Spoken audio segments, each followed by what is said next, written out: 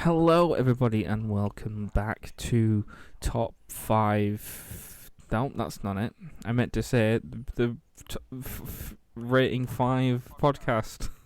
Welcome to the Top 5 podcast. Well, yeah. Anyway, welcome back to the Duck and Run podcast, of course. Rated 5 stars out of 5. I am Duck, and I'm with Run. Who knows? Yeah, fun. long anticipated return. Yeah, I mean, at least we're not like a month late. No. We're still gonna have our normal scheduling again on Monday. Yeah. Again, so just a little break for like 3 days. So, shall we get straight into the news? Yep. I have got some news. Cool. The God of War series is starting over from scratch. Oh yeah, I did see that. Yeah. Probably for the better, because the God of War show was being developed, I think, before Ragnarok had finished. Well, sorry, it was it had come out. Yeah, I think so. So, I think now we have, the stories being told further. Maybe they can do that. I don't know. Maybe they can. But this is going to be interesting. I actually didn't know this thing was being made. Did you know? No, I didn't know. But now I do know of its existence. I'm very excited for it. Because it was only recently I got into the God of War games. So, yeah. Yeah, I mean, somebody's obviously not going to be happy somewhere with it and probably scream at its work. Of But you know, of course not. It's gone broke, and that's why it's not being made. Yep, exactly. Sweet Baby Ink or whatever people are screaming nowadays.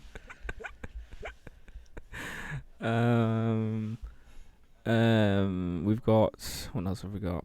3 MCU films have been announced in 2028. Well, the release dates anyway. Sorry. Yeah, start of year, middle of year, end of year. Yeah, November, July, and March, May. Yeah, maybe April. May. I think. One of the three. I think it's May, July, November. Yeah, and that one of those is 100% an X-Men film. Fun. I mean, come on, we're talking 4 years into the future. This is post Secret Wars, so one of them has got to be an X-Men film. True.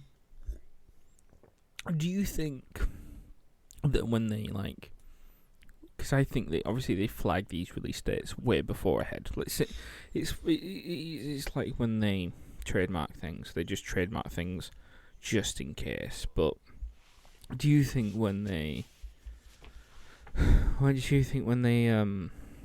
do this and they put film, update release dates, do you think they have a clue on what it might be? Yeah, I mean, I don't think they know, the exact release date is an exact movie what they're thinking of, but I feel like that free list or that year they know what type of films could they're come putting out. Yeah. Yeah. So it could be like 6 films, but 3 of them might come out the year after. Yeah. Yeah, and they could put out this year we're gonna have Solo or whatever. Yeah. I just wanted to speculate on what it could be. I think one of them will be X-Men. I think another one could be Scarlet Witch. Yeah. Other than that, I have no idea. What else have I got? Tom Holland in the next Nolan film in 2026, and I've put in brackets here, competing with himself in the Avengers 5 and Spider-Man 4. Both coming out that in a very similar sort of time frame. More so Spider-Man 4, because both films are expected to release in July. So, yeah. You want to go see Tom Holland? You can go see him in 2 things. You can either go see him in a zombie film or a the wall crawling spider film. I mean, fair enough. Yeah. Interesting. Can't wait for that. Yeah, I mean, it's so weird because it's like not close to releasing, but it is. Yeah, no. It's so yeah. annoying. I know what you mean. It's like ultimately we are at the back end of 2024 now, so ultimately these films are going to go into production very soon. So yeah, they're not close, but they are close. Like we're closer to the end of the multiverse saga than we are to the beginning of it, which is mental to me. Yeah, it feels like that is nothing. Yeah. Like no time has gone. Yeah, and that's not a criticism of Marvel. That's just how time works. Like the multiverse saga has been going since 2021. Officially, because obviously I know because of the COVID and stuff. So since 2021, this saga's been going on. It's been going on for 3 years. Yeah, Fun. mental. That is fun. I've got some more news for you. Ooh. Dead by Daylight live action film script is in the works. It is, and he says it might take 2 years or 5 years before it comes out. Yeah, he said that it would take at least. He said that he wanted to get the script right, so it could take like 5 years, which is fine. I have no problem with that. Such an interesting game to make a movie out of. Absolutely. As well. I mean, Absolutely. I think the casting of Frank Stone probably delves into the lore a bit better for a movie to be able to like hook off of. Because there isn't. I mean, a lot of the lore is just written down. So it's just an interesting concept, really. Absolutely, and obviously, Blumhouse, have obviously are making the film. So so what I would do, but it's not me obviously, is I would make. Would you do the Dead by Daylight like lore with their characters, or would you do an all-star mashup with the characters that Blumhouse own? Because obviously right now they own the rights to Halloween. They have Smile. Do they have Smile? No, they don't have Smile. Ignore that. They have Wolfman, who we'll talk about in a bit. They have Invisible Man. Yes, Invisible Man. I think they required the rights to the required the rights, but required the film rights to the classic Universal monsters. Yeah. Or they might have a partnership with Universal, maybe, I don't know. They also have Five Nights at Freddy's, which is getting a Dead by Daylight collab next year. So I think what would be best for Blumhouse to do, in my opinion, is not actually use any of those IPs, but actually just make their own. Just killer or creature or whatever, and just put them in that universe. Because obviously, then Dead by Daylight's got free DLC ideas and stuff. I think it'd work probably a lot better than throwing another IP at it. I mean, we could always hint at it, because obviously Michael is in Dead by Daylight, so... Oh, well, that's what I mean. And I wonder if they could buy, like, the Ring rights, maybe. Or maybe the American version, so they could bring that in. But obviously they have, like... obviously Michael Myers. They have, like, with the Black Phone was made. Five Nights at Freddy's, Purge, Imaginary. They have a lot of things. Insidious, Megan, Glass. They have so much things they could do.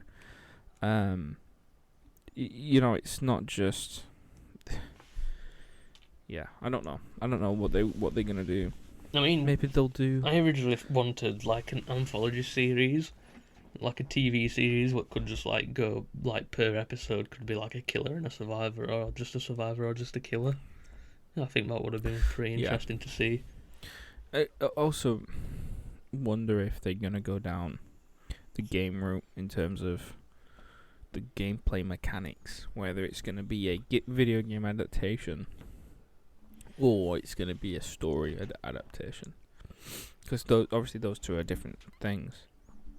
I mean, I wouldn't see how a game adaptation would work, personally. They're making a Minecraft film. But you can also see that it doesn't work, so... I mean, my point is still proven. People have tried stuff before. That's all I'm saying. So I wouldn't be surprised. Obviously, I think in my opinion that there is a right way and a wrong way to do this. The right way would be going down the story route. The wrong way would be going down the gameplay route. But what do I know? We'll know when it happens. Ultimately. We certainly will. I've got my last piece of news that I want to touch on, and I have no idea if you've written this down, but obviously the big news is Spider-Man 2, no DLC. No, I haven't written it down, and that's has it brought any more news to my brain? No. I don't know. It hasn't. But I actually have put in my notes here, Spider-Man 2, no DLC, in brackets, don't say if George has got it.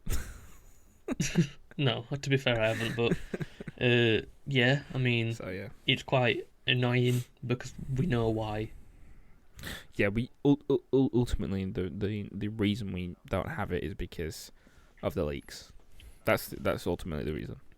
I get why people are like, well, why did the leaks cause this? Because realistically, it just made more hype around the game for people to buy the DLC, which I could kind of get, but it also throws the developers off because there's no surprise, no nothing. You've technically seen what the DLC would be, and it's like you get criticism, like the Wolverine got criticism for how it was leaked, the state of the game. Yeah, like 100% of the finished game, even though it probably wasn't even in alpha. Well, it was a pre-alpha. Yeah, that's how that's how much development was put into the game, and I saw people complaining about allegedly the Spider-Man 3 pre-alpha, which wasn't even a pre-alpha. It was Spider-Man 2 with new characters. They were just testing out assets, and people were complaining because it was too much like Spider-Man 2, the game it was. Yeah, when people don't know anything about game design, it just really, I mean, I'm not the most in touch with game design, but I know that that's not how it works. It's not a whole new game. They're going to have the engine is the same. No, they're going to just play these things in this engine and go, oh, this could work, and then if they keep it, they'll keep it, and then obviously from there, upgrade the engine around it rather than focus on doing Spider-Man 2. Yeah, look, I did 2 years at studying, film really, and within that I had a lot of friends who did game design. So you kind of pick up on things, and this is normal. To use the game, to try out new assets, that's normal. That's what everybody does. But apparently, it's not good enough. Need to be better. Always. For a game that's not being announced. Oh, yeah. We know it's coming, but it's not technically been announced. It was I think ultimately, going back, it's the same with the Venom DLC.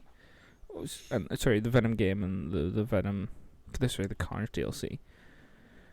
None of this was really announced, so we can't really complain because it was never announced. They never promised anything that they backtracked on.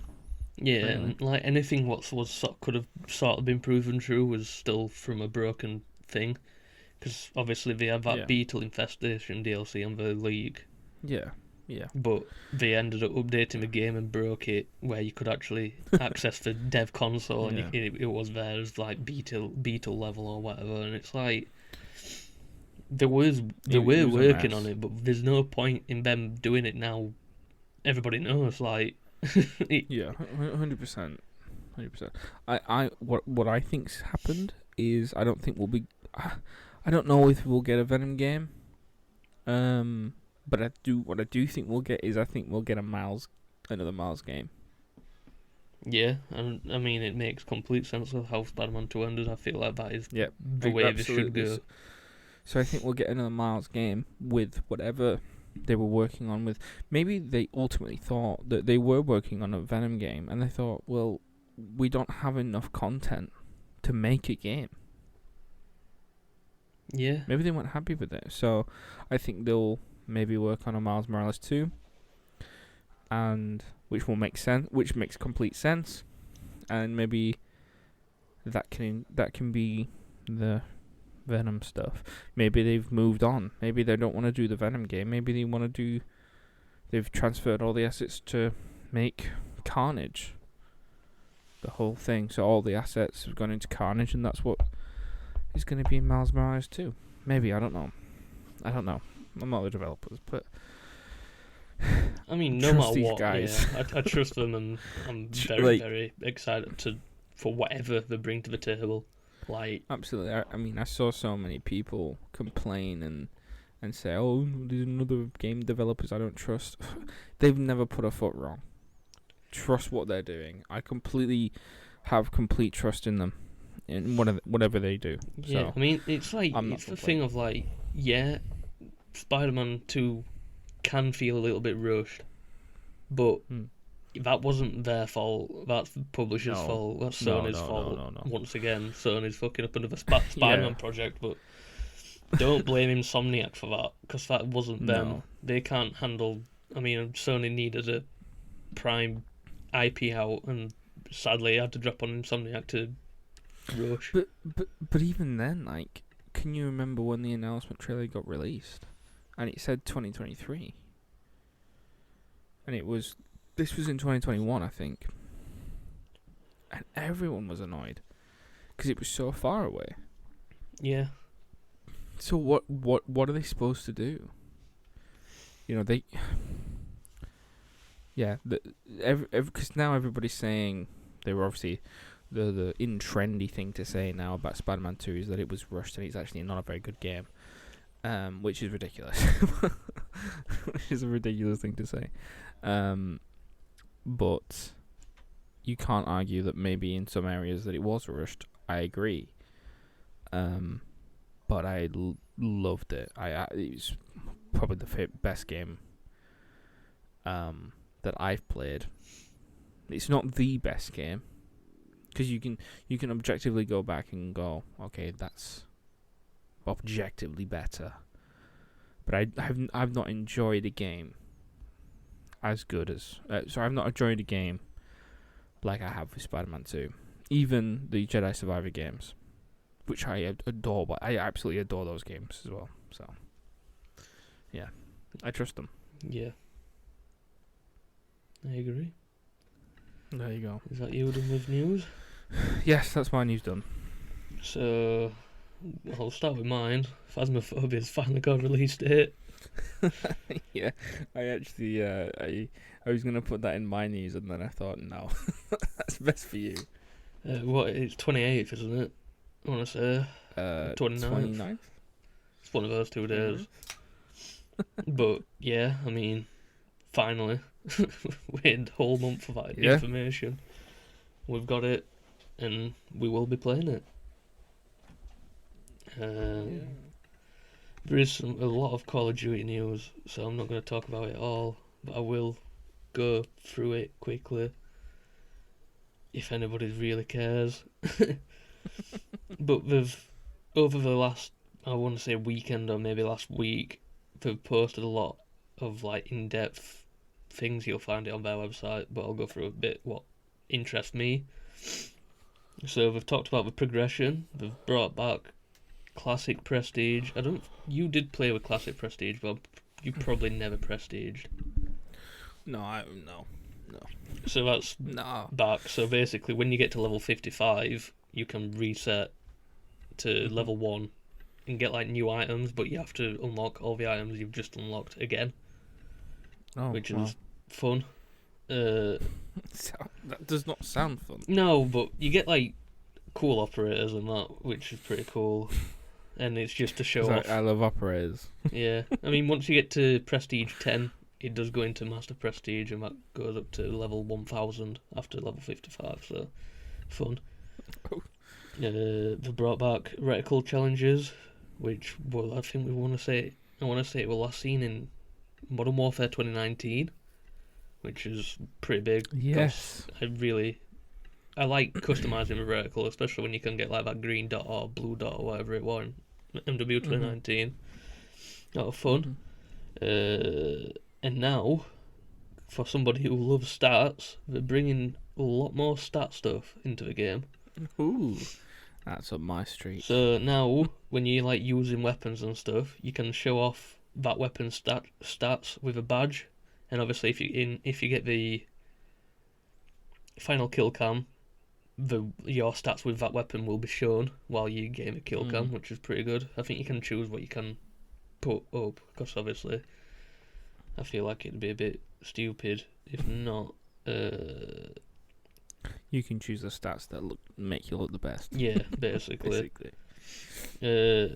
Weapon wise, there's 33 different weapons, 25 primary, 6 secondary, and 2 melee weapons. Fun. That'll be fun camo grind. There's something else in the weapons section. What? Get halfway through and then not complete. Let me have a look. It's not on this blog post, but there is more weapon stats now. You can go into like a sort of different menu where it'll show exactly how much damage your weapon will do to exactly like which part of the body it'll do that damage to and stuff like that. It's got a lot more in-depth stats, which is pretty good for you, basically, because you will read the stats enough to go, I know what I'm using. Yeah, that's true. And the last piece of COD news is Michael B. Jordan plays Call of Duty. I knew it. I basically built that whole like 10-minute segment or however long it was, probably not even that, probably 5 minutes, but just for Michael B. Jordan plays Call of Duty in between like films and stuff. He likes it because it's fast paced. That's what he said, not me. So there you go. That's my news. I wonder which interesting celebrity is going to be playing Call of Duty next week. Well, we'll find out. Check back in next week. And so let's move on. Moving on. I have got our annual weekly Blade news segment. We have got some bad news. Yep. The Blade has been delayed indefinitely. I mean, we saw we it literally we made this segment like 2 weeks ago, and it's been delayed already. I mean, it was obvious it was going to happen. It's been completely removed off the schedule now, so yeah. I've put in brackets. Ali is going. Yeah, he's not staying for this anymore. He's not staying. I think that's it. I think that was the final straw. They still don't have a director attached. I I spoke last week about. Not last week. The week before. About obviously James Samuel meeting, but that never went anywhere. There were reports that Jordan Peele could maybe be directing, but that's not gone anywhere, and obviously now it's been delayed indefinitely. I think it's time for everybody to ask what on earth's going on. Like, how is this going to the point where nothing's happened, but we've had cast and 50 different directors? I know. I mean, the inside people are saying that it's only been delayed because it's nothing to do with the multiverse saga, so they want to get the multiverse saga out of the way and then they'll come back to it. Other people are saying that it's because it's kind of shaped into a Midnight Suns project. I don't know. I don't know what to say. It's a shame if they can get him to stay. I would make a the Midnight Suns project first now. Yeah. Just to try and keep him on board. But the problem with that is you have obviously Werewolf by Night, Moon Knight, Doctor Strange, but then you would have to introduce Ghost Rider, Blade, But what I would do, this is my personal opinion, is post Secret Wars, if they are going to do like a reset MCU, which is going to then introduce the mutants and do a mutant saga, I would start out just with the team and have them always have been there since the start of the new timeline. That's what I'd do. Yeah, and then gonna go, these are here now. I feel like after Secret Wars is a time for Marvel to not give everybody a solo film and series first. It's definitely time to just do whatever after Secret Wars. Literally just make any movie about anybody, any show, any... Just do what you want. They can now do... Post-Secret Wars, they could reboot the entire thing and pretty much tell comic book stories beside the Spider-Man stuff from page to page because they have all the characters. But I think it will be the Mutant Saga, which makes complete sense. Yeah. Just focusing on the mutants.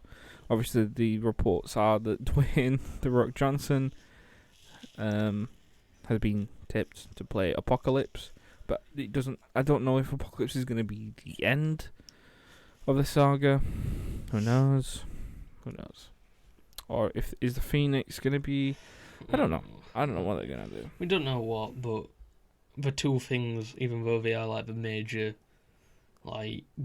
major mutant villains, I just don't want to see them again. I think, yeah, we'll see what they do, but that's a long way down the road yet. They've got to get through. They've got to get through the multiverse saga first.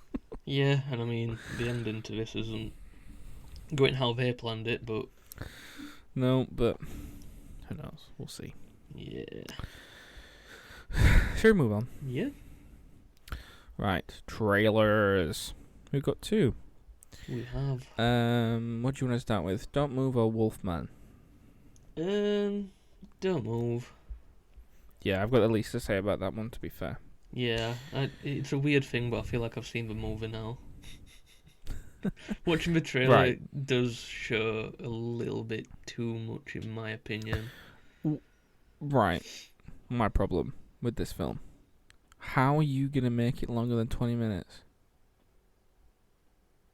Yeah. Like, okay, you could do 10 minutes.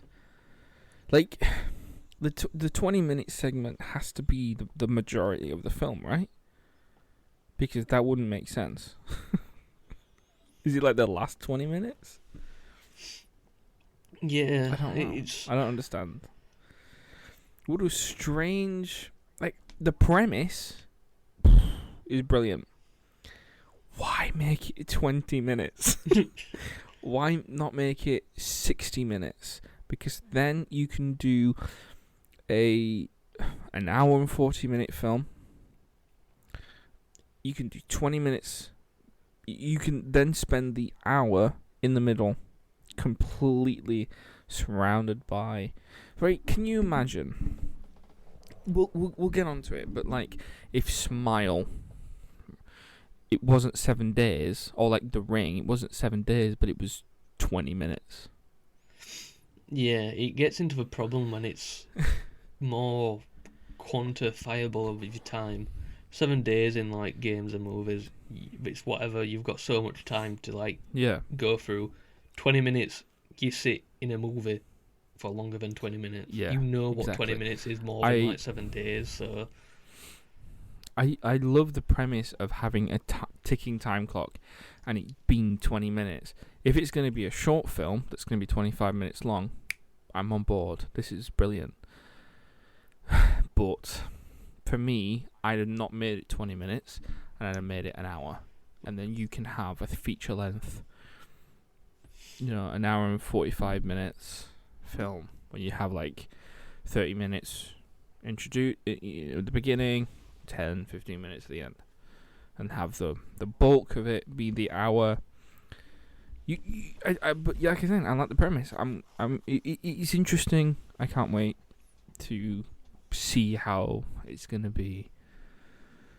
Yeah, done. and in the trailer she runs out of time. So, I mean, did we just see the spoilers? Ending? Yeah, I know. I don't know. Maybe that was. Maybe it's like a 20-minute stage. Maybe she dies and then comes back to life. Who knows? Yeah, some Raimi. Maybe it's like multiple victims. Yeah, an anthology movie, like VHS, and to be fair, I mean, Yeah. Maybe it's like a bunch of people that have to survive 20 minutes. but we've only seen one actor, so I suppose that doesn't work. Unless, like, I don't know. why didn't we make the trailer 20 minutes? That would have been fun. Yeah, the show as a whole thing, in my opinion. We'll just see when it comes out. We will. It comes out November, I don't know. I think. We're not going to do a video on it. We might I might watch it and then talk about it in the recommendations. Okay. It comes out October 25th, which is in 2 days. Can we So do I'll that watch instead of it. Venom 3? No. We're doing Venom 3. And I'll give you a hint. The film is an hour and 32 minutes. No, so it's not long at all. So it's also not a short film. So Well, I mean, yeah, 10 it comes minutes out of this Friday. credits. You've got- No, an hour of credits and then you're fine. Yeah, it comes out this Friday. I might watch it. I don't know when, but I might watch it. Yeah, interesting. Cool. Moving on. Wolfman. Looks cool. I am biased because it's Lee Winnell, and I love Lee Winnell. The Invisible Man, an upgrade. 2 super underrated films in my opinion. The cinematography, the action set pieces, incredible. This guy's good, and obviously he co-wrote Saw, not Shaw. Yeah, wondering all that. I don't think I've seen that. Sure. But Yeah, he co-wrote Saw, and obviously it's with James Wan. I mean, I'm interested in the movie. I mean, this is basically Universal trying to do the classic monsters like they tried. The Dark Universe again. Yeah, it is just the Dark Universe Maybe. again, but better. They're not trying to do the MCU. They are just trying to make good stories, I think. Yeah, But this it's is gonna be like Blumhouse. it's gonna be the thing of like these stories are probably in the same universe, but they're not going to connect because there's no reason to. Yeah, obviously, maybe it's going to be Lee Winnell's monster thing. Because Yeah. obviously he directed The Invisible Man, which is a classic horror villain. He's now doing Wolfman. You know, So- I am so- all for it. To be honest, I feel like the I- best I way agree. to recreate the classic monster movies is to make them more scary towards modern audiences, and I feel like this is Just make them modern. a good. Yeah, that's what the Invisible Man did. It was super modern. With obviously it was technology and it was psychological. It was. I love that film. So good, so good, so good. You know what? Honestly, Yeah. when Frankenstein comes around, there could be some unreal body horror like to do with that as well. So I'm quite excited for that. No, they're gonna put this in the same universe as Lisa Frankenstein.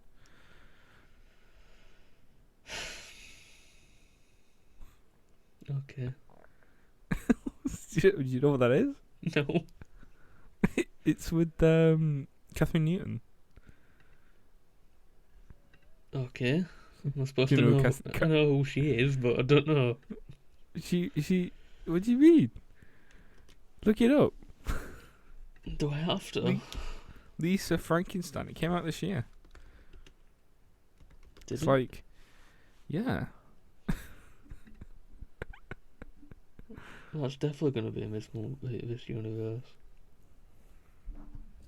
Hey, it's rated 50. It's rated 52 on Rotten Tomatoes. Sure. To be fair, it's got 6.1 on 3.4 out of IMDb. 5 on Letterboxd. That's, It's got 4.4 out of 5 on Amazon. So at least it's got, mid reviews. Basically, I've not seen a review over 6 yet. it's like a comedy thing. Yeah, comedy horror. Wow, I'm so glad you brought that to my eye. I'm so happy. You're welcome. You're welcome. You know what? I think I can remember seeing this advertisement as well. I actually blocked it out on my brain. That's That's what happens when Frankenstein goes woke. Turns into Cassie Lang. Yeah. The only questionable thing I have about the Wolfman, and it's nothing to do with the actual film, it's to do that it's released in January, and I'm a bit concerned. That's the dead month, isn't it? It is, and I feel that even if it is good, it will die. It won't make money. So I'm a little concerned about that. Is there a budget anyway? God, I don't know. No, I mean, here I've got 150 million, but that is Wolfman from that's not the right 2010. one. That's not the right one.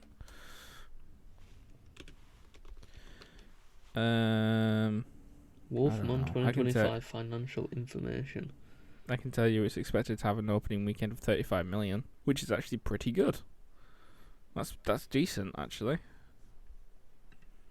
That's really decent. Yeah. Well, this is not helping. I've literally gotten there's a website called The Numbers. They're not telling me anything because the movie's not out. Apparently it's R-rated. If it did make 35 million, that would put it above Scream 3 and around about the Ring 2 Alien Covenant territory in terms of money made in its opening weekend. That is very good. Yeah. I think it will make its money back. I definitely think that. Enough people will want to go to watch it, I feel. I hope it does, because I will definitely be there. But I feel like the marketing needs to go a bit more harm towards November. Yeah, I didn't know it was coming out. I'd read the news that he'd been put on the project, but then I forgot all about it. So yeah. Well, before this, I was watching the trailer for it, and it took me about 30 seconds to realise I've already watched the trailer, but it's not the trailer, it was the teaser trailer they brought out like 4 months ago or whatever. I was just sat there like, this seems familiar, and I'm like, oh, I'm watching the teaser trailer. Just completely forgot that it existed. But yeah, comes out January 17th, so go watch that, in case I will go watch it. We could probably put that on his schedule as well. Why not? Sure, move on. Yeah. Let's go. Let's go on to the big one. The big one. The smile to We Smile Again, but maybe smile more. We smile way more in this one. We smile more with Voss. Yeah, Voss. This episode is sponsored by Voss. It isn't. I wish. Please sponsor us. Yeah, I'd happily take that. Okay. So, we watched this together, obviously, as you were there. Yeah, you were there as well. I was there. And you, I think, on our initial reactions, I think I liked this one a bit more than you did. Yeah. yeah, that's But we can't.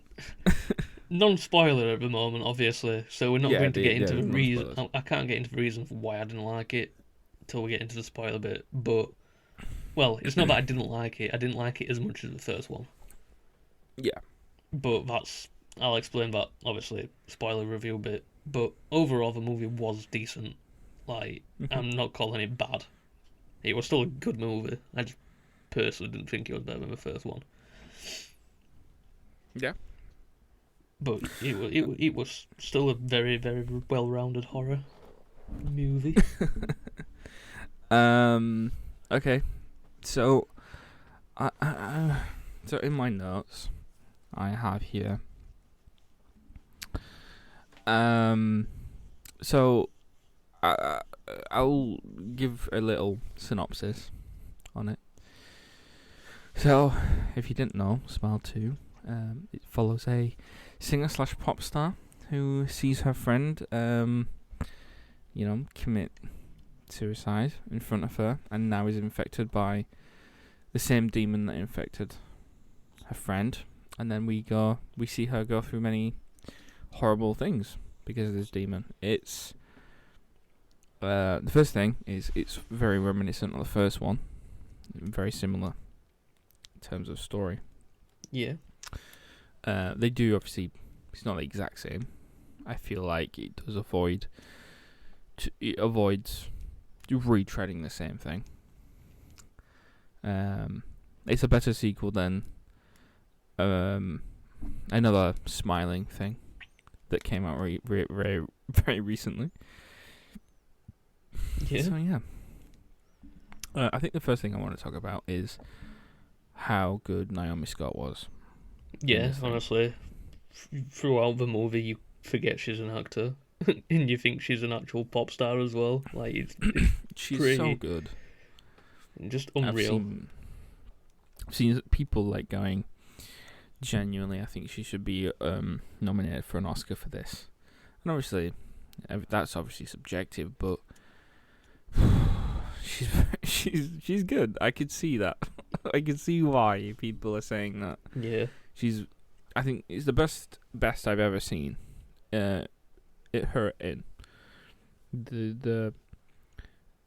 yeah, just so good. You could just feel her pain and everything, all the emotions that she was going through, and you really felt a lot of things for her. She was incredible. Loved it. Lovely performance on it. Yeah. Yeah, I feel like all the cast did very, very well at performing who they were. I mean, it is mainly her. Yeah, you spend the most time with her, which is... But that's the same as Smile 1, really. You have your supporting cast, but your main actor is who they follow. And good. Yeah. I think the first... I thought it's difficult with this one because we've got a lot of things to say in the spoiler section. Not really that much in this one, but I'm trying to go off like what the trailers showed and really kind of base myself on what I knew before going in. Yeah. Look, I thought the camera work, the cinematography was better than the first one. So, for context, we watched a back-to-back showing. So we watched Smile 1 and then straight into Smile 2. So we had Smile 1 fresh in our memories. And I did feel like we saw a big jump in terms of techniques, transitions and camera work and camera movement and cinematography. I thought there was a step up there. I thought the direction was better. I thought the performances was better. Thought it was just better. The sound design was pretty much the same as the first one, but I enjoyed the sound design in the first one as well. Yeah. The practical effects look great. And the one thing I will say is what I didn't expect this was the first one is a very much psychological thriller, and you don't see a lot of gore. This one is the same, where a lot of psychological horror, but it's a lot more gory. Yeah, you do see a lot more. It's like a lot more. It's not Terrifier 3 level. No, nothing but is. Like nothing is. But it definitely a lot worse than, well, not worse, but a lot. It's a lot more gory than I thought it was gonna be, to be honest.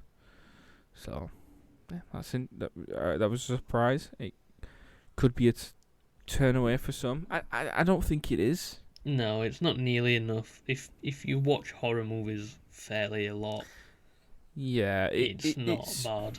Even for people who haven't watched horror movies that much, it's still not as bad. In the UK, this will be rated. Well, this is rated 18, and I think in America it's rated R, whereas Terrifier 3 is 18 here, and it's unrated in America. So obviously there is that difference there, because we're a lot more harsher. Yeah. With our rating system than in other countries. Because, like, the Batman here was rated 15. Obviously, in America, it wasn't. We're just a lot harsher. I think Australia is, like, the harshest. Yeah. Like, Terrifier 3 is banned. You can't watch that. And, obviously, if you want to watch Smile, you have to be 28 or something. I don't know. But, yeah, I think... Yeah, it wasn't... Yeah, it wasn't... I don't think it's Saw levels of gore either, where it's just gore for the sake of it. I think it did serve a purpose. Yeah, it did. 100% served a purpose. Whereas, and don't get me wrong, I do like the Saw films, but obviously in Saw and Terrifier, I think the gore is just like, look at what we can do, kind of thing. Yeah. They more feel like a showreel on how good practical effects can be, or like effects can be, whereas that wasn't the case for me here. Tasteful. It's obviously it's tasteful in this movie, in a weird sense. Like the kills in Terrifier 3 and Saw look incredible. Like oh my god, they look so real. But you know, we spoke last week about. You said that one of the kills was like, was there any need for that kind of thing? Whereas, like, I feel like in this one, kind of. Yeah, it all serves a purpose a lot more in this one. Yeah, and it affects people in certain ways. And what I writ, because I took notes when we were watching it, and one of the things I wrote down was, a lot of the characters had like real reactions to things, and it just made, and I think because of the gore and how real it was, that people that when certain things happened and people reacted to it in a real way, it just made you kind of relate more, in my opinion. Like one of the examples I'm giving, I don't think this is definitely not spoilery, but after Naomi Scott's character sees her friend commit suicide in front of her, she throws up. Like, she just vomits. Whereas you don't really see that a lot in these types of films. Whereas that would be my reaction. Yeah, I'm pretty sure you turned to me and were like, accurate. Yeah, like if I'd seen that, I would have definitely done that. Probably thrown up a lot more, probably fainted or passed out or something. So I think, yeah, it just made me relate a lot more, because with a lot of the kills in Terrifier and Saw, with how brutal they can be, it's the reactions around them don't feel as real. Some of them do, but obviously, in my opinion, it's not always the same. Yeah, I mean, I think the only thing what matched in Terrifier was the end, which you saw. Yeah. And, I mean, there's a lot of emotion going on and people are actually reacting to what's happening. Yeah. Whereas, like, Yeah. the shower scene in Terrifier, it's like, Mm-hmm.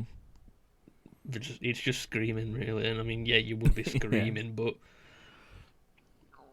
it's weird. And obviously, he goes to fight back. You'd probably not do that. You just accept it at that point. Yeah. Because you can't Yeah. fight back against a chainsaw. Yeah, and I think with those differences, the shock value for the gore in this one is aimed at the characters, whereas the shock value is aimed at us. Yeah. For Terrifier, obviously the opening for Terrifier, I'm not going to say what happens like, but there's a bit that happens where that's clearly it's clearly for a shock. Like, it's supposed to be shocking for the audience more than what's happening on screen. Whereas in this, it's clear that what's happening on screen is supposed to affect the characters more than us, but it still affects us. And obviously, us going through the same thing that she goes through makes us empathize more and wants her to, wants to help her basically through the entire thing. So, yeah. Yeah, they just do it really well. Yeah, I agree. I mean, what I'll say is, what's still non-spoilery, because it's still going to be quite hard, but my issue with it is in the third act, but it's not meaning that the third act is bad. I just feel like the beginning of the third act sets something up way greater than what it pays off. Absolutely. Yeah, I agree. Yeah, I put that towards the end of the second act, something happened, and I was like, whoa. And from then on, I was like enthralled. And then obviously something else happened, and I was like, oh. I can't really say much more than that. Yeah. I feel like we can get into a spoiler review now. I just got a few more things. No I put the film is very uneasy and creepy, and very disturbing. Yeah. On purpose, obviously. There's like moments where like all sound design stop, like music or anything, and you just have those quiet moments where Naomi Scott's like realising what's happening, or like something's happening to her, and we feel like we're there with them. Yeah, there's a point, and I won't get into it yet, but where she's alone, and then the entity is in the room, manifesting as something, and it's so uncomfortable to watch that you can't, like, you don't want to watch it. It's like, it's uncomfortable, but it's not in a it's not in a gross uncomfortable, it's disturbing. I don't want to see that, like, kind of thing. So we'll get into that in a minute. Last thing before we get into non-spoilers, I want to talk about the Voss water. That's spoilers. I don't know what you're on about. Right, for context, there's a lot of Voss water in this film. Like, a lot. Yeah. There's always a fridge stocked up with Voss water. Just somewhere. Somewhere, in every scene. Like, I understand what they're, like, the point of the water is, but it was so clear that they had, like, this product placement from Voss. It's unbelievable. Like, it's so funny. If you cut Smile 2 into a minute and a half, you've got a Voss water ad. Okay, so, fun story. My MacBook decided to crash. Yeah, we was very worried that we could not recover any of this episode, but now we've managed it. Yep, we're back. It's probably like, not even a second for you, but it's been like the most torturous 15 minutes ever, figuring out if we can salvage this. But we're back. It's all good. We left off at Voss. We did. Voss clearly didn't want us to say the next point. But what I was going to say is, there's a point where a Voss water bottle is broken on the floor. And I remember you saying at the time, you wouldn't be surprised in the slightest is if it panned to the floor and the Voss water bottle is broken, but in the middle you just see the Voss logo. It's intact, just in the middle, facing upwards. Yeah.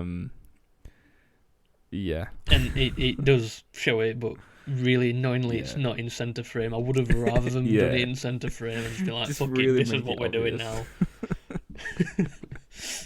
To really make it obvious that they are got some product placement going. Yeah. Just unreal the amount of times it's in. And I feel like she's always drinking the Voss, pointing to the camera. You can always see Voss. Yeah. It reminded me of, I don't know if you've ever seen it, but have you seen the fourth Transformers film? With the first one with Mark Wahlberg. Of course, yeah, because he has the amazing Romeo and Juliet scene in it. Great scene. But there's a bit in it where randomly he's in the middle of the street and he just cracks open a Bud Light. There's a truck of Bud Light that just is gets blown up or whatever. And he just falls out on the street and he just cracks one open, drinks it and throws it on someone's boot. Not a car boot, like a shoe boot. It's just the best thing ever. Yeah, that's what I genuinely love about product placement, is when it's very obvious. I get when it's not as obvious, it probably makes you more immersed, but yeah. I just think it's better when it's just in your face. It's just funny. Speaking of the Transformers 4 film, I watched a video recently of Oreo, the company's the company Oreo. Yeah. They had purchased a product placement for them in the film, and they'd written a scene about it was the Romeo and Juliet infamous scene. And in that scene, they were supposed to be eating Oreos. And at the end, one of them was supposed to say something like, "That's not how you eat an Oreo." And then do take the twist, whatever it is. Do that. And then that was it. Until they told this idea. And Oreo was like, So they went back to the drawing board, and instead they decided to just make an Oreo Transformer. It's a vending machine that only does Oreos for some reason, and it is it's a Transformer. So I really wish we kept the first one. To be honest, that would have been really funny. I actually wish they'd done both. So they'd done the first scene, but instead of saying that's not how you eat an Oreo, the Oreo just the biscuit just turns into a Transformer and runs away. That's what I wish would have happened, personally.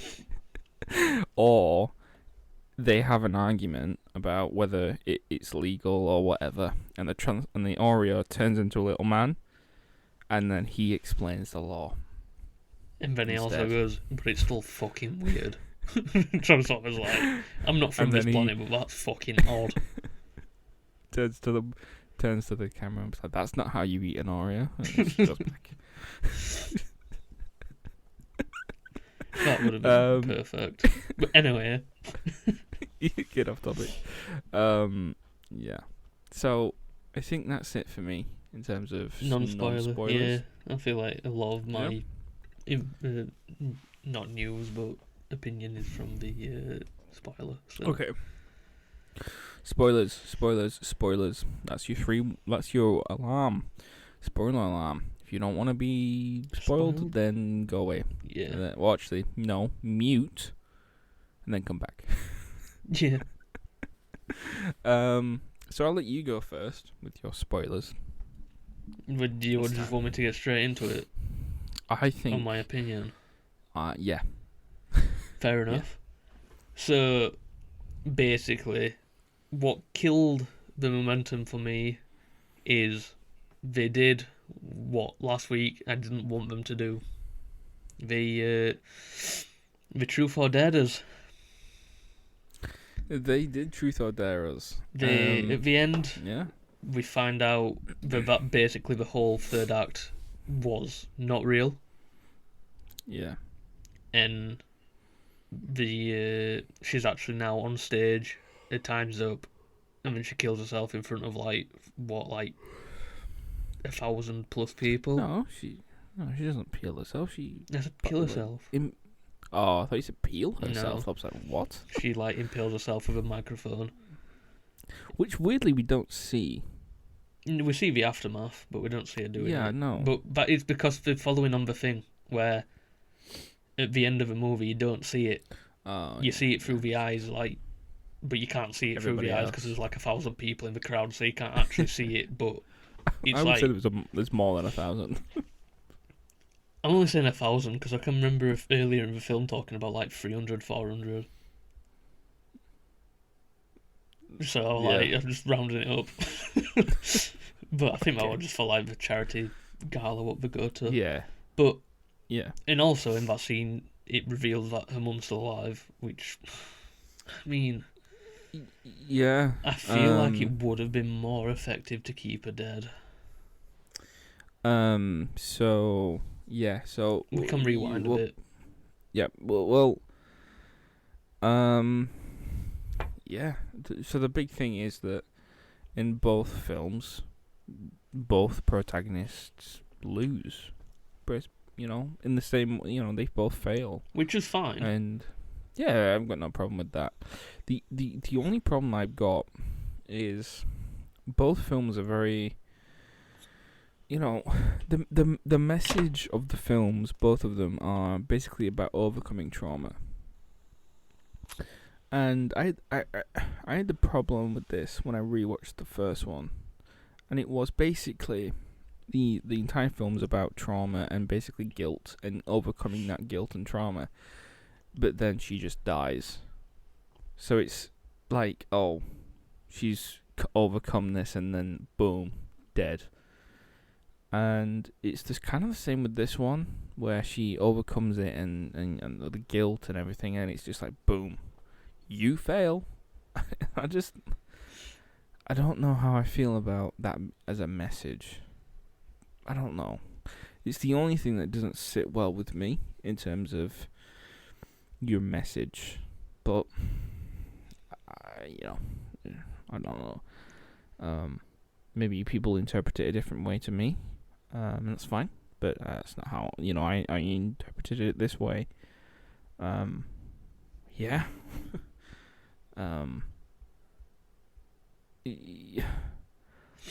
I put here both protagonists overcome the trauma and then ultimately die within minutes. Yeah. So it's just it's just a shame. I feel like with it being when it was the first one, it could have just been more acceptable being kept to the first one. But since I've done it twice, I feel like it's kind of now cemented that message, which is really annoying. Like this one, maybe they could have done it where she didn't overcome the trauma. There was just too much for her. But it felt like we just got there in the third act that she's ready, she's done this. She's literally ready to die herself to get rid of the trauma, the demon. Mm-hmm. And then all of a sudden she's on stage and she's like, oh fuck, well this is happening then. Yeah. And she can't do all about it. Yeah, I like the twists and I like the turns and things I didn't expect. I liked that we never knew whether it was real or not. I think that was brilliant. I think that was more well handled in this one than the last one, in terms of never knew what was real. Yeah. But I agree. I think the film is great up until he's back on stage, which is the last 10 seconds, like a minute. Which is really annoying. Minute. It's like, I was thinking about it to myself, and it's like, there's not that many movies where the ending ruins the whole movie. And I'm not saying it's ruined the whole movie, because it is genuinely a really good movie. But it does put a dampener on that. You've just sat there to watch that 10 seconds. But I think they could have solved it in a very easy way, which was not have the mother in that final bit. Yeah, because then you're I think that's that last act was not real. It's like, what they've basically done is expanded on the, 5-minute scene of where the last protagonist in Smile 1, went into the hospital and stabbed that dude. Mm-hmm. It was just that, but expanded basically to, a full act. And I would have been fine with it, but I feel like it was a little bit rushed, because I feel like it just didn't make sense of the mum being there at all. I would have preferred it if she's in there and the mother isn't there, and or what they could have done is she's there on stage, ready to kill herself, and mum's not there, or any of the people who support her, basically, a personal assistant dude and that. And even the, what do you call it, dudes there, the charity gala dude's there for some reason, if I remember rightly. After she's just fucked up the charity gala for everyone, he's still there supporting her.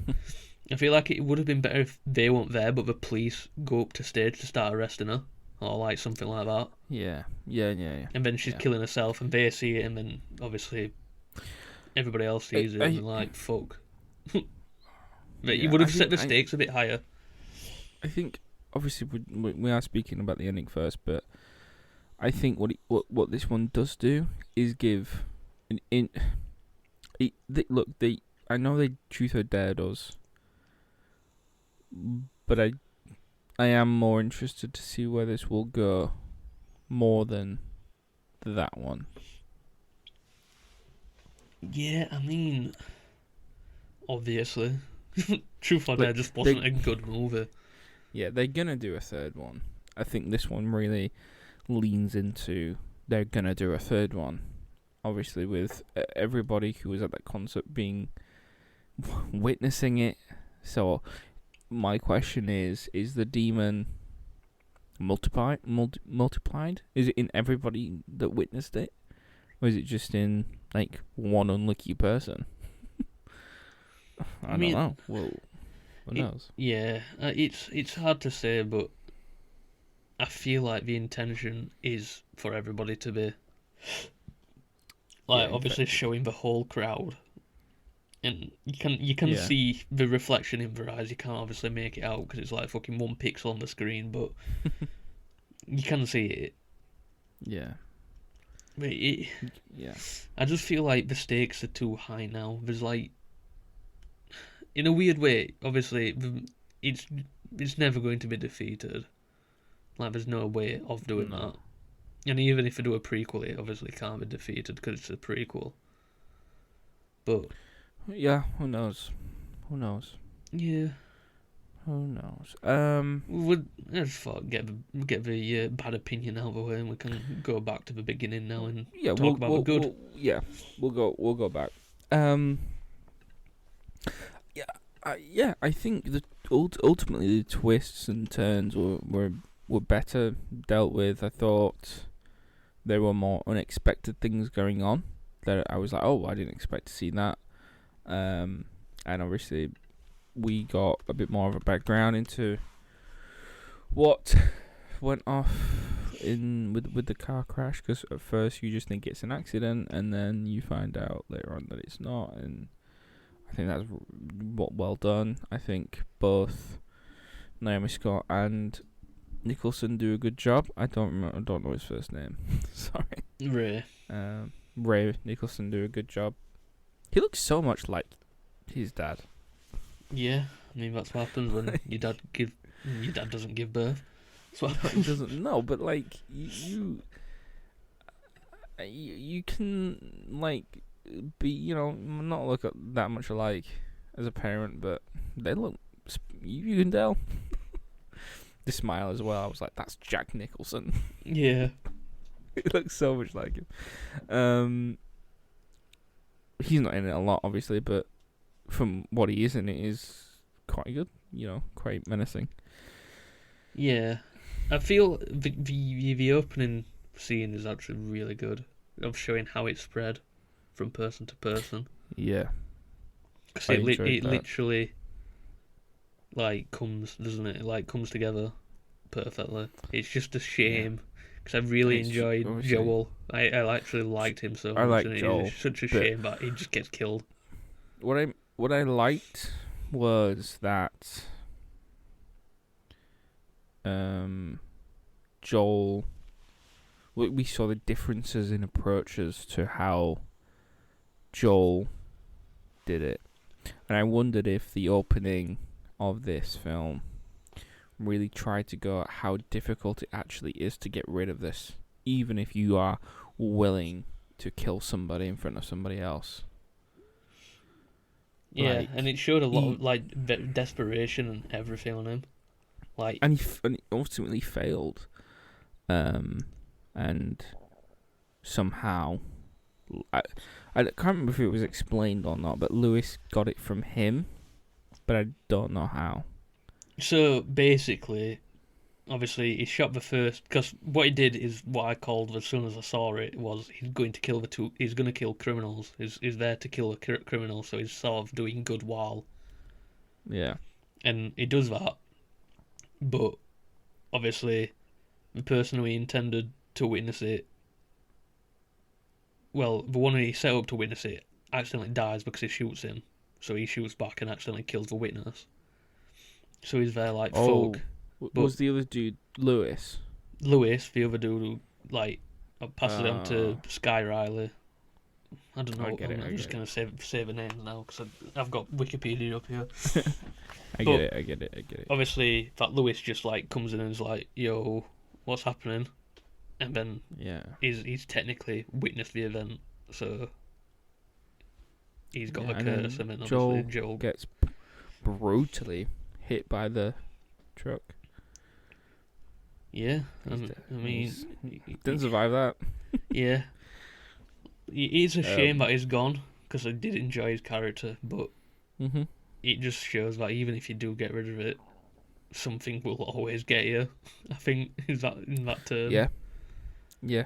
So if it's not the steam and it's something else. Yeah. But I love the opening. Yeah, I did. I thought the car crash sequence was great. Loved it. Yeah, but doesn't it have the first bit or the later one? The one we get revealed when it gets revealed. But is that real? Yeah. Yeah. It's a flashback. It was done quite well because obviously it showed that they were both on drugs and she just got mad and just started fucking. Did she just start turning steering wheel and that? Yeah, I'm trying to remember if it was one shot or not. It was all done in one shot, one take. I can't remember. I don't feel like it was on memory, but I could be wrong.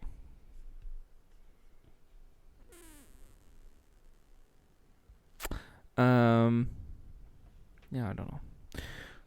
I've also wrote down the Gemma. Well, what we think is Gemma. I actually thought had a lot of appropriate reactions to a lot of the things that Sky was saying. She was like, "What?" And then obviously it turns out that the entire film, Gemma's not even real. Yeah. Which I was like, oh, okay, fair enough.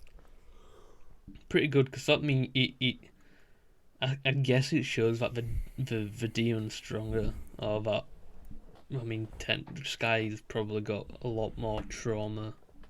Yeah. Because obviously she got into the car crash, what she technically made, which was only like a year before. Mm-hmm. She's obviously substance abuse, seeing a friend kill himself, and then the demon technically creates more trauma for her by killing her mum. In an imagination, like she's got a lot more recent trauma, I guess, so it's probably stronger because of that. But probably it just shows how strong it is in this movie by doing the third act and having it be there all the time, and we didn't even know it was the demon.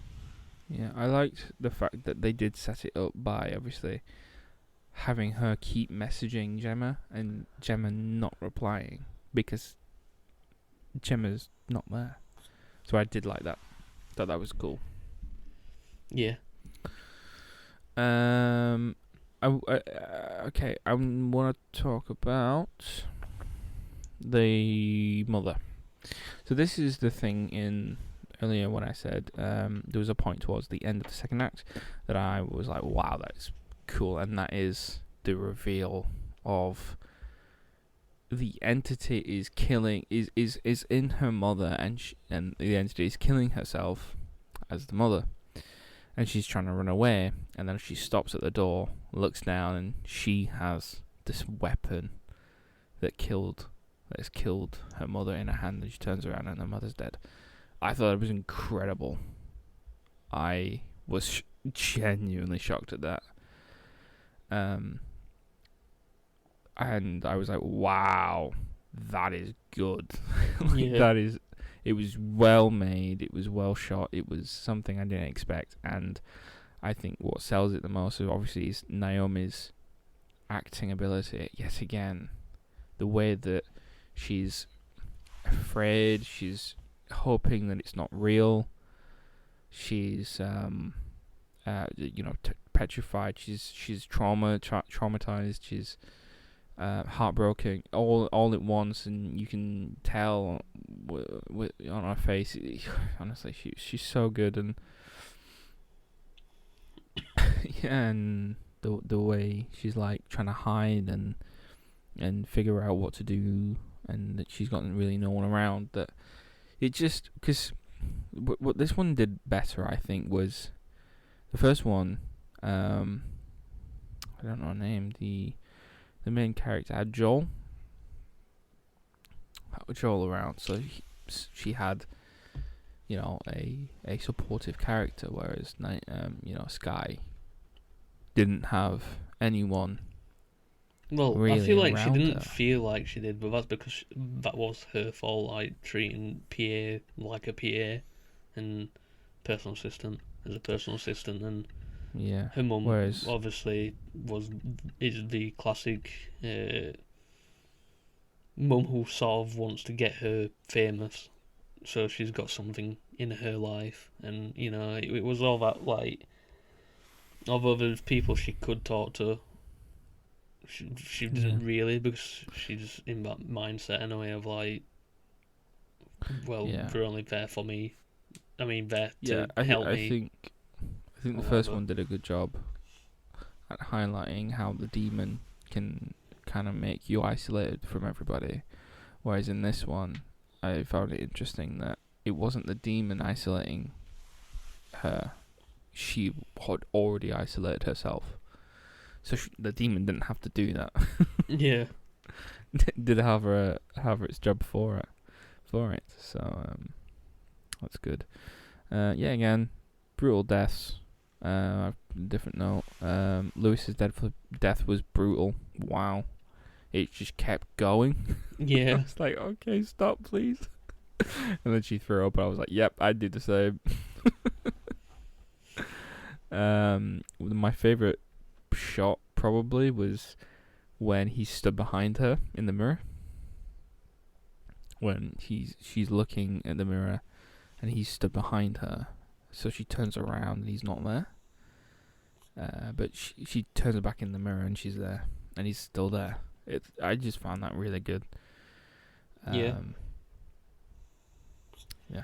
Yet again, Naomi Scott kills it in it being so believable. Yeah, I think that one favorite will probably be one of my favorite shots, and then when she finds out that she's the one that's killed her mother, it's probably my second. Yeah, I think one of my favourite shots has to be when she sees, like, so earlier on, she does like a meet and greet, and she sees this like obsessive stalker person who, like, obviously is just a weirdo.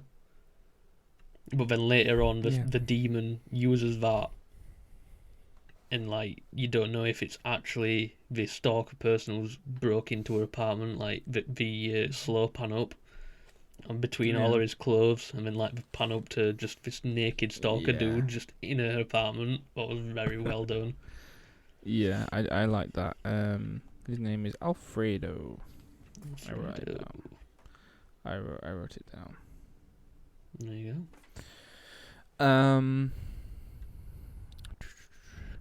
Yeah, I just put slightly annoyed about it not being real. Love the twist about Gemma and that she killed her mother, but that it doesn't actually happen. Lets it down slightly. Yeah. My question is the Ianus even real ever? Probably not. Yeah. Who knows? But that's kind of one of the things I like about it, that we don't actually know whether things were real. Like, ultimately, we were talking about the ending. We don't know if that ending was real. I mean, if we're assuming so. I feel like that's getting to the point of too convoluted, though. Maybe. Because it's like that whole thing of, like, waking up from a dream. Like, Harry Potter wakes up underneath a cupboard or whatever fucking stupid fan theories what were going on years ago about Harry Potter. I feel like it just wouldn't work as an ending to not be an ending. Yeah, true. As much as I don't like the ending, yeah, you'd rather it be... I'd rather it be that there. Fair enough. Any last thoughts? No, not really. It's pretty...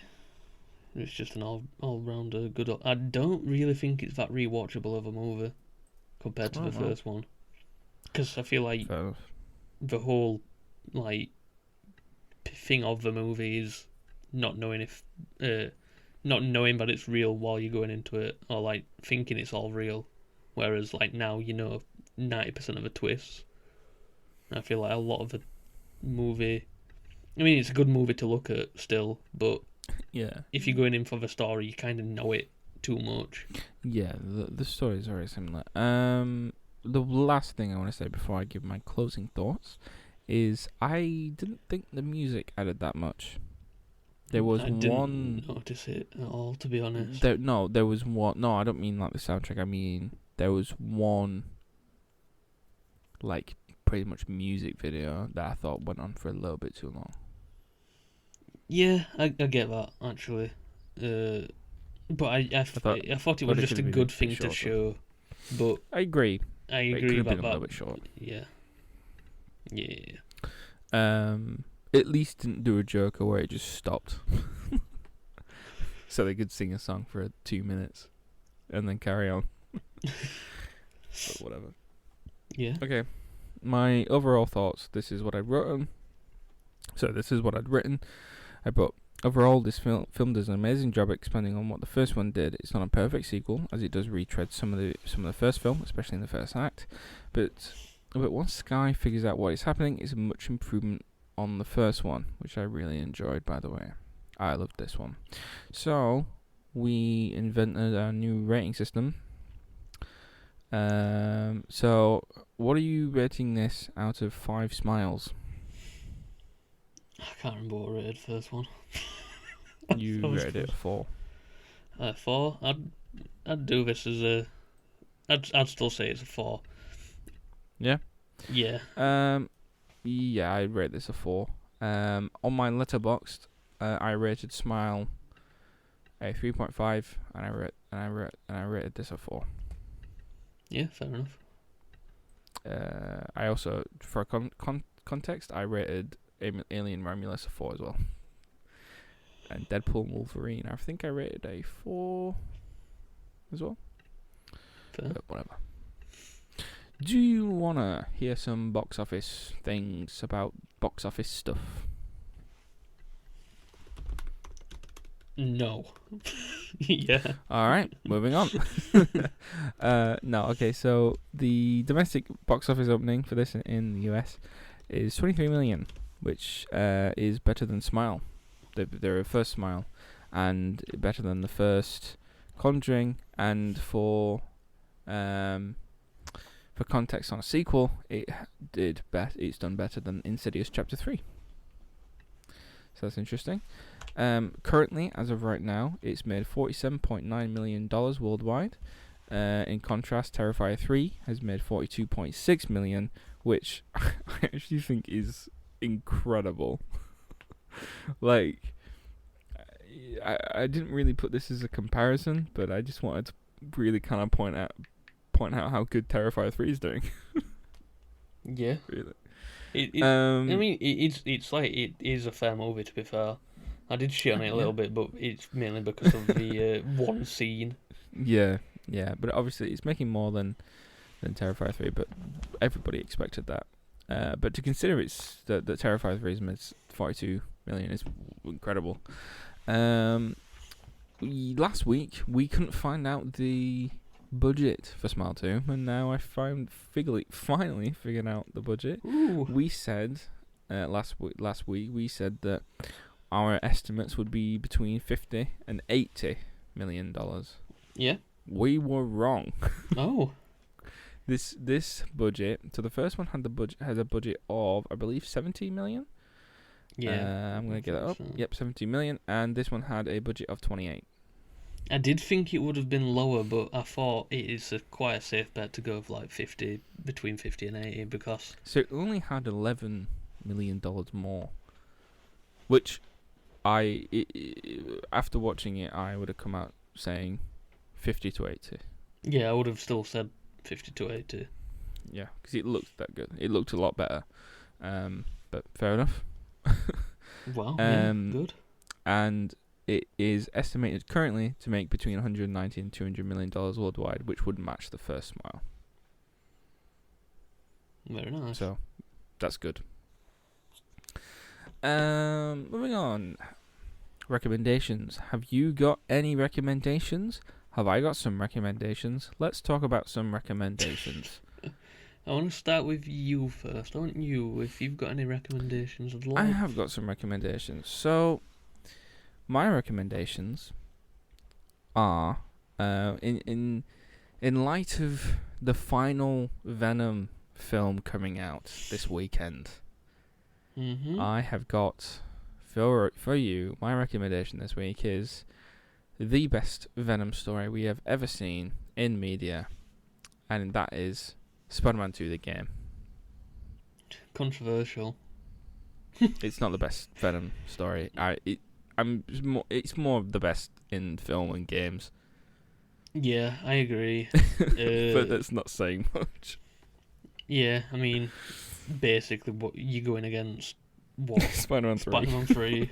That's it. And Venom. And Venom, yeah. Venom 1, 2, and 3. I think, yeah, Spider-Man 2 is definitely there for a recommendation. Play it before Venom 3 or not. Up to you. Yeah. Yes, yeah, and it's coming out on PC soon, so... Yeah, true. There you go. That's news to talk about. Yeah. Have you got any recommendations? Is that your only recommendation? What? I would just ask, is that your only recommendation? Yeah, I've only got one this week. No. Spider-Man 2, it takes a while to get through. So I've got Agatha episode 6. Well, I knew you'd say Agatha. Silent Hill 2, I've finished playing that now. Very good. Watch it good. On this channel, I'll play it. Up to you. Please watch it though. Because I've got like 500 more episodes. Yeah, the walkthroughs are going to take for 5 years. So. Yeah, I've got 4 more hours to go through to export and go. cut. So there you go. But I have got There you go. one more recommendation. Be a second. Oh. I need to set this up. Oh no. Taking a while. My 5G isn't working. I don't know why. What is going on? I am derailing this podcast. Oh no. Oh. Can you? I don't know if you can hear that. Yes, you can. Let me skip No, forward. I can't. Oh, I you might can't not be hear able that. to, but the podcast can. Oh, I can't hear that. Can you hear anything? No, you can't. No. It's really annoying. Well, the podcast can. Got comedic So- relief there. Killer Clowns from Outer Space, I recommend. I just started playing the theme tune. You can't hear it. For some reason, Discord wouldn't let me. But So- there you go. I spent ages trying to get that up, and my data decided not to work. So there you go. Killer Clowns from Outer Space is my last recommendation. I had to get it in somewhere. It's back. Oh my god. I just knew you'd bring up. It has to. It is the best movie made of all time. Oh my god. What can I say? What can I say? Is that Yeah, that's it. That's my recommendations then. So you're always gonna have Agatha. So next week's recommendations for you will be Agatha and Killer Clowns from Outer Space. Black Ops. Black Ops will be out by then, so I've got that to recommend. Even though we're doing a full podcast about it, but there you go. That's my Right. recommendation for next week as well, and week after that. So there you go. Don't Move might be on next week, depending on if it's Who good. knows? Yeah, Depending, very depending, but it's there. it will be. Right, Q&A, questions and answers. We have some answers for you. You got any Q&A questions this week? Nope. Have you? You can't just. It can't just be me all the time. Honestly, I completely forget about this segment every time, and then I go back literally 5 minutes before. I'm like, fuck, I've not got no questions. Don't worry, though. Next week I will have questions.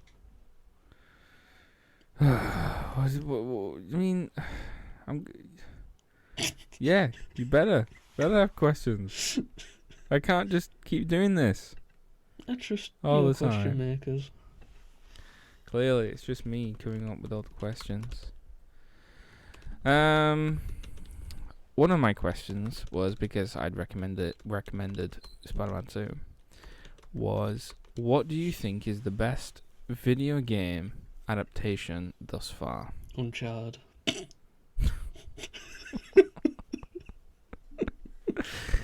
Wow. No. You know what? Really hard question, because we haven't got many good adaptations. I don't think. I think. Super Mario. Or Sonic. Yeah. Those are my two suggestions. That is literally it. I'm trying to think of any other. I mean, I liked the Mortal Kombat movie. I know a lot of people don't, but I thought I mean, the original one and the reboot, or whatever you want to call it. I thought they were good. Yeah, Mario or Sonic is definitely the best so far. There you go. There you go. I've got some other questions for you that we've probably been asked before. My second question is, what film do you think should never get a reboot or a remake? A reboot or a remake? What is that sort of saying? Like the first one's good enough? Yeah. Is like, yeah, I'm gonna say, because if we're on about a reboot or remake, I don't want Truth or Dare to have one. No, it's like a classic film that should never get a reboot or a remake kind of thing.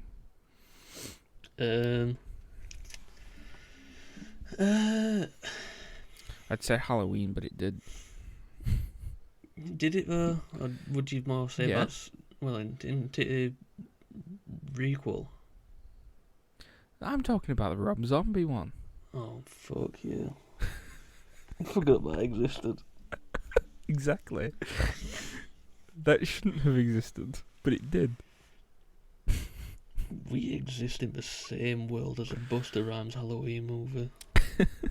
That's a good one. No, what? No, it isn't. I will not accept that. Yeah. I So think the obvious one is like Star Wars or E.T. for me. Star Wars and E.T. I know E.T. is like a bit of a rogue shout, No, I mean but like, it's got what you need from that movie. Like it's Yeah. it's in a weird way a perfect movie in the sense of it tells you something. You've got the message. You've got yeah, obviously entertaining movie, emotional at parts, and I don't think yeah. there's any need to recreate it or reboot it or make a sequel or do anything with it. Well, there's a funny story about E.T. and that when Steven Spielberg wrote E.T., he was contracted to have to write a treatment for a sequel of E.T. So he wrote one centered around Elliot and his friends getting abducted by evil ETs. Oh, And then E.T. appearing at the end of the film and saying goodbye again and then leaving. And if that sounds horrible, it's because he wrote it to be horrible, fair enough. so that it never got made. He wrote it so bad that they couldn't greenlight it, which is fair enough because it took him like a week, 2 weeks to write this treatment. So it was like, get it over with. And he said that he'll never make a sequel to it, which I think is fair. I don't think it needs one. Robert Zemeckis has said the same about Back to the Future. But I know that they're waiting for him to die. Yeah. And as soon as he dies, like, they're gonna do another one. I don't know whether they're gonna do a reboot or a requel or whatever, but I think they will. They'll do another it. one. Yeah. They'll do another one, 100%. I still haven't answered. I don't know really. I can't think of like a standout. Titanic, why not? It's quite hard to reboot that movie. I feel like it. True. That's true. And I also don't think we need another Titanic movie. I don't know. I said another like we've got loads, but We haven't got loads. We've got one too many. yeah, true.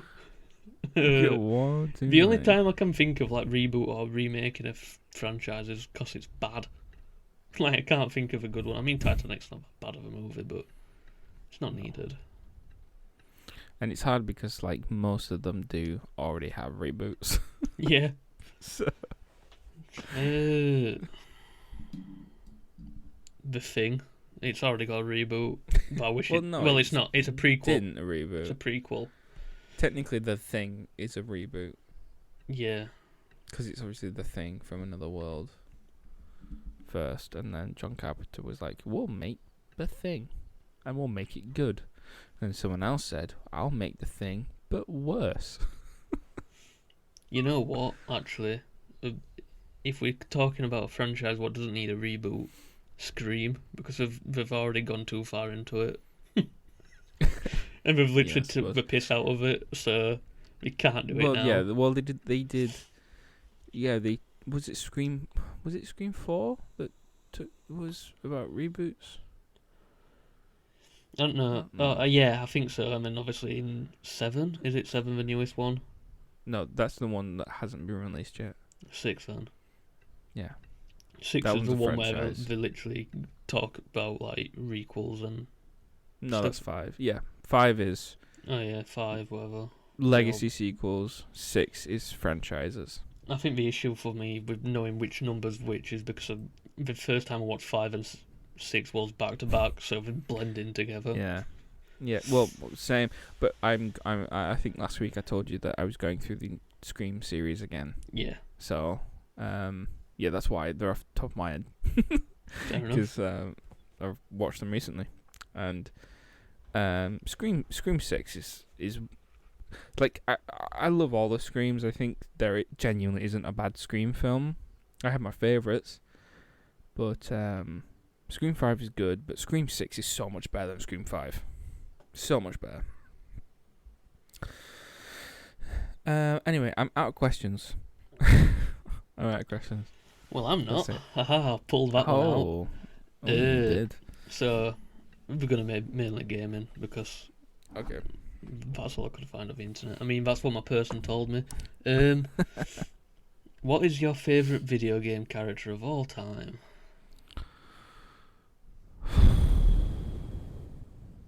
Yeah. My favourite video game character of all time.